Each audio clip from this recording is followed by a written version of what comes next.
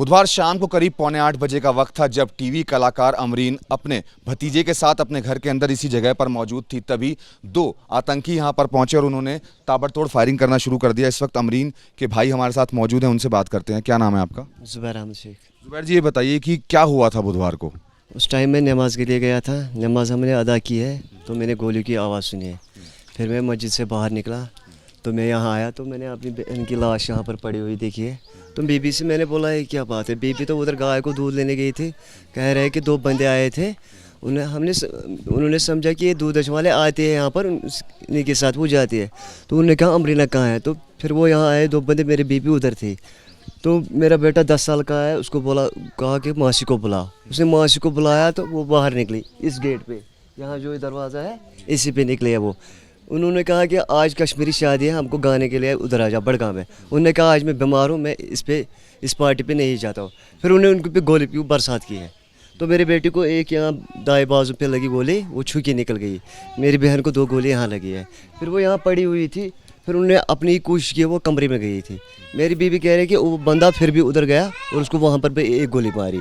अंदर जाने के बाद भी? अंदर जाने के बाद बस इतना ही सुना। फिर हमने उसको उठाया, यहाँ से किया है refer charter hospital. Charter hospital वालों ने रेफ़र किया है एसएमएच हॉस्पिटल, तो वहाँ डॉक्टर ने करार दिया उसको डेड। मैं इतना सा कह रहा था, वो तो नाइंसाफ़ी थी हमारे साथ, ये इंसानियत के बाहर है। कौन आए थे, कौन है, हम ना हमको न उनके पहचाना, न कोई क्या जात दी थी। इससे पहले 15 साल हो गए उसको दूरदर्शन में, इससे पहले कभी कोई धमकी नहीं आई, कोई शिकायत नहीं आई। पता नहीं अचानक क्या हुआ सर, कुछ समझ नहीं आ रहा आपको, आखिर वजह आपको भी नहीं पता चल पा रही अभी? सर पता नहीं सर। जो मैं इतना सा कह रहा हूँ कि इंसानियत के बाहर है।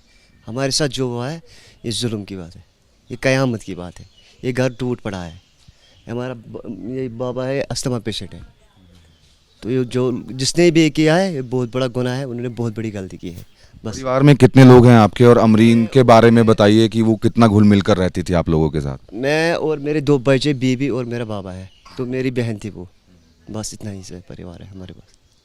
क्योंकि हमने अमरीन के कुछ वीडियोस भी देखे हैं, वो अपने भतीजे के साथ बहुत ज़्यादा प्यार करती थी, उनकी फोटोग्राफ्स भी वो शेयर करती थी। वो भी उनको बच्चों को पालती थी, मेरे दोनों बच्चों को, मेरी बीवी को भी। मैं भी मजदूरी कर रहा हूँ। तो जिसने भी ये गलती है की है ना, ये इंसानियत के बाहर है। ये बहुत बड़ी गलती उन्होंने की है।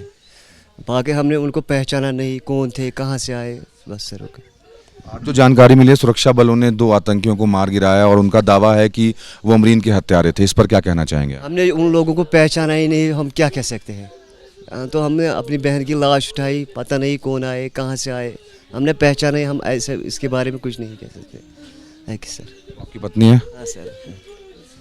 इस वक्त इस घर के अंदर मातम का माहौल है। अमरीन बहुत ज़्यादा खुश मिजाज थी और पूरा परिवार वो पाल रही थी। और आप देख सकते हैं तस्वीरें, यहीं पर वो मौजूद थी, अपने भतीजे के साथ वो खेल रही थी। अचानक से 2 जो टेररिस्ट थे वो यहाँ पर पहुँचे और उन्होंने पहले अमरीन को बाहर बुलाया और उसके बाद ताबड़तोड़ उन पर फायरिंग कर दी। इस फायरिंग में अमरीन के जो भतीजे हैं वो भी घायल हुए हैं। फिलहाल सुरक्षा बलों का दावा है कि जो 2 टेररिस्ट थे जिन्होंने अमरीन की हत्या की थी, उन दोनों को मार गिराया गया है।